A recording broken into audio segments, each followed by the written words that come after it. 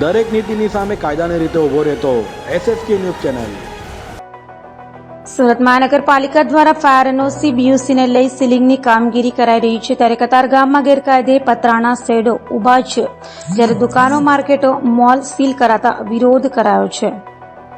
સુરત મહાનગરપાલિકાના બે રૂપ જોવા મળ્યા છે। કતારગામ વિસ્તારમાં મોટા પતરાના છેડો ઉભા કરાયા છે। કતારગામમાં તાણી બંધાયેલા ગેરકાયદેસરના કાચા પાકા બાંધકામો અને પતરાના શેડ ઉભા છે, જ્યારે પાલિકા દ્વારા મોલ,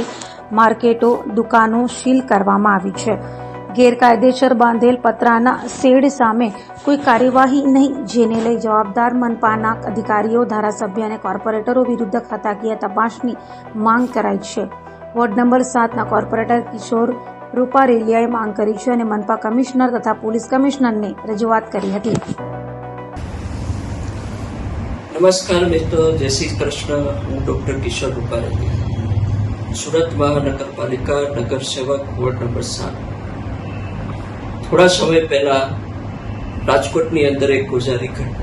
દુર્ઘટના કહીએ કે જે પણ કઈ અધિકારીઓના મેળા પીપળાથી બનેલી જે દુર્ઘટના છે ને, એમાં જે માર્યા ગયેલા લોકો છે એમને શ્રદ્ધાંજલિ આપું છું। પરંતુ આજની તારીખમાં પણ આ પ્રોબ્લેમ અધિકારીઓના હિસાબે જે તે વિસ્તારના સંલગ્ન કોર્પોરેટરશ્રીઓ, ધારાસભ્યશ્રીઓ કે અન્ય કોઈ આગેવાન મિત્રો કે બિલ્ડરોના હિસાબે આ તકલીફો જે છે એ હજુ ચાલુ જ છે। વારંવાર લગભગ મારા દ્વારા ઝોનના ઉચ્ચ અધિકારીઓ અને કમિશનર શ્રી સુરત મહાનગરપાલિકાને વારંવાર રજૂઆતો અને લેટર દ્વારા પત્રની જાણથી એમને ધ્યાન દોરવામાં આવે છે કે ઇલીગલ કન્સ્ટ્રક્શન અને જે ટેમ્પરરી સ્ટ્રક્ચરો છે જે સુરતની અંદર બની રહ્યા છે, એ ટેમ્પરરી સ્ટ્રક્ચરો, ઇલીગલ કન્સ્ટ્રક્શન અને જે ગેરકાયદેસર શેડ બનાવવામાં આવે છે એને દૂર કરવામાં આવે અને નવા બનતા અટકાવવામાં આવે। વારંવારના પત્રો છતાં પણ ઉચ્ચ અધિકારીશ્રીઓ, કમિશનરશ્રીઓ કે જે તે ઝોનના અધિકારીશ્રીઓએ આ બાબતે કોઈ જ ધ્યાન દોરવા છતાં કોઈ જ પ્રકારની કાર્યવાહી કરેલી નથી। વાત કરું તો અમારા જે કતારગામ વિસ્તારની અંદર લગભગ ઘણા વર્ષોથી આ બાબતનો પ્રશ્ન લગભગ ચર્ચાઈ રહ્યો છે કે આ વિસ્તારની અંદર વધારેમાં વધારે ઇલીગલ કન્સ્ટ્રક્શન અને ઇલીગલ ડોમ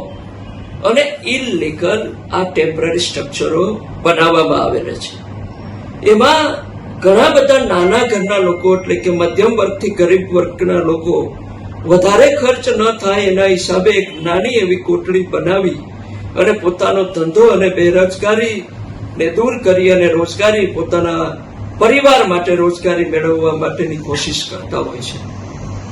પરંતુ સાથે સાથે દુઃખની વાત એ છે કે ઘણા બધા લોકો આની પાછળ પુષ્કળ પ્રમાણમાં કમાણી કરવા માટેના ડોમ મોટા મોટા બનાવી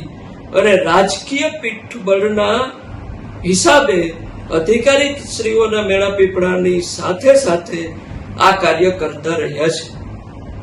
હવે જ્યારે પણ દબાણ આવે છે કે આવી દુર્ઘટનાઓ બને છે, ત્યારે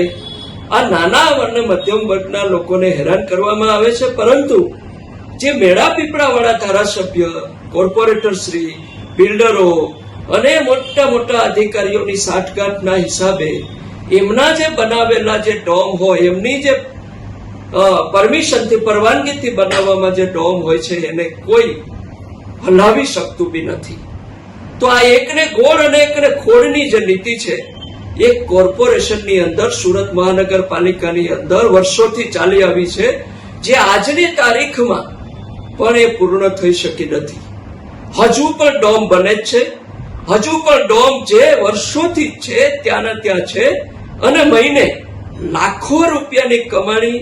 આ ધારાસભ્ય, કોર્પોરેટર શ્રી કે બિલ્ડરો, એ અધિકારીઓના મેળા પીપળાની અંદર આ ચાલી રહ્યું છે કામકાજ। હાલમાં જ મેં કલેક્ટરશ્રી, માનનીય કલેક્ટરશ્રી, માનનીય પોલીસ કમિશનરશ્રી અને તાજેતરમાં માનનીય મહાનગરપાલિકાના કમિશનરશ્રીને પણ એક TP25 ની અંદર જે વર્ષોથી જે ઇલીગલ કન્સ્ટ્રક્શન જે ચાલી આવ્યું છે અને ડોમ જે બનાવી અને એમાં મોટા પાયેથી કામકાજ કરવામાં આવી રહ્યું છે, એ બાબતે મેં અરજી કરેલી છે અને એમને કહ્યું છે કે આની પાછળ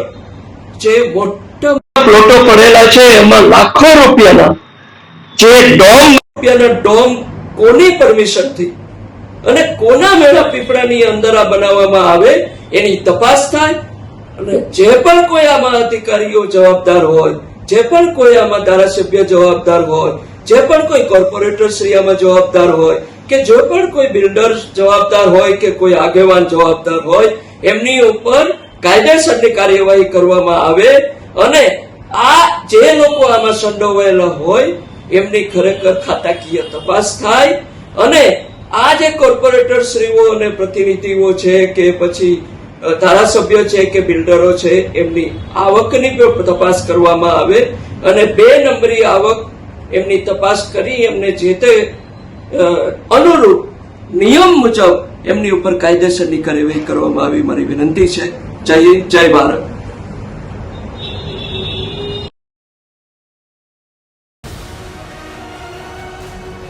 દરેક નીતિની સામે કાયદાની રીતે ઉભો રહેતો SSK ન્યૂઝ ચેનલ